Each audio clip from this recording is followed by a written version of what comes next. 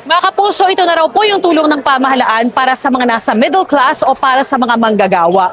Ito po yung mga bags of rice, tigsa 10 kilo po yan na bigas na ipinamigay kani-kanina lamang. Pinangunahan po yan ni Pangulong Bongbong Marcos at ni Manila Mayor Isko Moreno. Para po ito sa nasa 1,000 na manggagawa ng private at public sector dito sa Maynila. Sila po yung mga nagtatrabaho sa Manila LGU at nagtatrabaho sa food service, sa security at sa maintenance ng mall at restaurants dito sa Maynila. Pauna pa lamang daw po ito dahil yung programa pong tinawag na Biyayang Bigas para sa Maynila ay may 80,000 beneficiaries sa buong Manila City.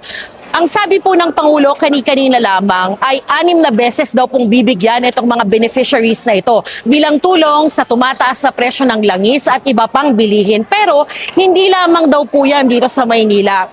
Pupunta na rin po yan o ipapalawakin daw po ang programa sa iba pang LGU sa bansa.